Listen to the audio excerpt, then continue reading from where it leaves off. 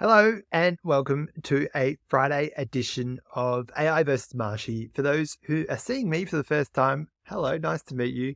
My name's Marshy, and what I do every week is a video wrap up of my newsletter that's released every Thursday, typically. And funny story about this week, I've started the desensitization injections for treatment of allergies to grass and dust mites. And the injections are Friday morning. And what this does is disrupts the rest of my day, including my old habit of recording this in the morning. So got to later in the day, I'm like, I forgot to record today. So that's my explainer there. This week, I actually want to talk about three things. I'd say one, a really Friday fun one and friendly, and two big question marks on ethics and safety. So let's get into it. So the first thing I want to talk about, there's a lovely gentleman there holding a dog. My friend Bill. I met Bill when I lived in a suburb in Melbourne, Elwood, and we met online on a tool called Lunch Club. And one of the funny things I remember about Bill is on the first meeting, he goes, "What? You live in the same suburb as me?" We went out into his backyard and said, "Yeah." A very amusing story. I've kept in touch with Bill since, contributed to his blog, and just watched from afar as he's built Athyna, which is remote talent recruitment, open source CEO, which is actually a thriving newsletter, and he does very well at sort of going deep on various bits of content. And now he's fundraising for Athyna AI, which is an AI version of his talent sourcing platform. So it's been fun to watch Bill sort of grow this in the years that I've known him. And I highly encourage you to give him a follow on LinkedIn. And yeah, he's doing a funding round for Athyna AI. He's already raised $2.5 million, but has opened up 10% for any supporters and community. And yeah, you can get involved there. So check it out. Definitely not investment advice. I'm in no position to give you investment advice, but there's an example of his newsletters there. He's a good guy. Give it a look. Okay, let's get into some more hard-hitting stuff. And the Motte and Bailey is a form of argument that where you take a position that's usually easy to defend, and then you advance your position to something more controversial. But if someone attacks you, you can always retreat back to the motte. And so, an example of this is around this idea of safety, and creating a safe world from the threat of artificial general intelligence. And I think of this Motte and Bailey analogy because then you can go, okay, give us $8 trillion in funding to help fund this. Which, whoa, that sounds crazy. That's a lot of the world's resources. And you can always retreat back to, but we're doing safety. But OpenAI, definitely a darling of controversy. It started as a nonprofit to protect with this safety theme from the artificial general intelligence. It temporarily sacked and rehired its CEO. And one of its lead safety researchers, Jan Leakey, resigned last week. And so, I follow this news obviously closely based on my interest in the newsletter. One of these takes that I spotted on LinkedIn, which I thought was really good, was the founding of OpenAI was premised on existential risk to humanity. The new grift, white men created to siphon even more resources for themselves under the guise of saving all of us. It's a spicy take. I love it. And I think, is there a safety threat? Yeah, there's a lot of weird and odd behavior that's sort of going on. If you're doing such a good thing, why does it cause so much controversy from the people you've hired to help you doing the good thing? I don't know. I don't have the answers. I don't understand the issues well enough, but asking the questions around here. And, against the context of what about I'm going to say next, question mark?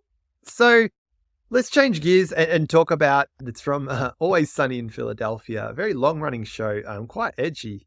And, is it scene? I got some turpentine, some wax, and some hot. I'll buy the department store, the mattress. I'm getting a nice one too. The what? The mattress? What do we need a mattress for? What do you mean? What do we need a mattress for? Why in the hell do you think we just spent all that money on a boat? The whole purpose of buying the boat in the first place was to get the ladies nice and tipsy topside, so we can take them to a nice, comfortable place below deck, and they can't refuse because of the implication. So it's quite a disturbing and bemusing scene. I share the whole thing in the newsletter, and basically Dennis plays with this idea of, we do this, and because of the implication. What I really like about this scene is quite edgy, but who the voice of reason says, "Hey, this is bad. This is a dumb idea." I share this snippet from a show that's fiction because I don't think there's as much, this is bad, this is not a good idea, going on in the world of tech. So the latest furor is Scarlett Johansson, famous Hollywood actor, has taken legal action against Sam Altman and OpenAI because the voice that they're using in the latest version of ChatGPT sounds very similar to the voice she had in her. Now, that could have just been a coinky-ding, but there's actual written claims that Sam approached Scarlett 9 months ago for this voice. She said no, then kept going on with this thing. And then 2 days before this voice was launched, he asked again. It's still a no. And then the voice was released anyway. So that's not how consent or permissions work. It's a bit fuzzy because it's AI generated, but read the room. Like if someone says no, respect that wish and don't just think you can blow money past it. And this is a long running pattern in tech. An example in the book Steve Jobs by Walter Isaacson, he talks about this reality distortion field in which, you'd say to Steve you couldn't do something, but if he decided that something should happen, then he's just going to make it happen no matter what. And it's a weird sort of, I'm going to say, power dynamic and influence where you can sort of, fudge and bend the rules. There's a term called blitz scaling that used to be popular where you break fast and grow big until the law catches up with you, for example. But this isn't like a 1 or 2 or 3 time misdemeanor in tech. Uber is an ongoing car crash and it was never profitable, has never been profitable. Tinder, had failed to protect survivors of sexual assault in Australia when they were investigating, crimes and looking for information to prosecute. And Amazon paid damages for the company they acquired because they failed to restrict the employer and contractor access to the stuff that they're filming in their own homes. And Google, it was an old employer of mine. They awarded 2 execs $50 and $90 million respectively to exit and leave the company instead of investigating harassment and misconduct claims. And that was signed off by the board. And I guess, there's a whole spectrum of bad behavior there. I think the consistent theme, though, is bad behavior and not in people's best interests.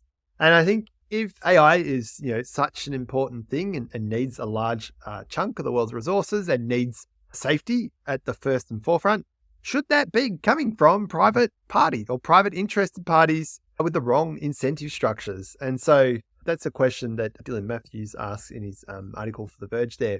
And so, when I first wrote this edition, my first edition of AI versus Marshy, Sam, said to a Melbourne audience, we're going to harness the power of capitalism. And I'm like, is this going so well? I'm not sure. Like, why does it require Saudi oil money if it's focused on safety? Why does it seem to be consuming, tremendous volumes of energy? And these questions can't be answered directly. And so, is this really in our best interests, or is it a new technological permutation of realizing greed? Or as my friend on LinkedIn said, new grift, white men creators siphon even more resources for themselves and the guise of saving all of us. I don't know. I've been writing about this stuff for a year now and sort of following it closely. And I can't say hand on heart that the best interests of the people seem to be being realized, but it's an ongoing developing area and, judge for yourself. That's it. That's my newsletter wrap-up video edition. If you enjoyed this, reach out to me on LinkedIn or let me know on lukemarshall.net. You can subscribe to the written version of this newsletter at lukemarshall.net/newsletter. Have a good weekend.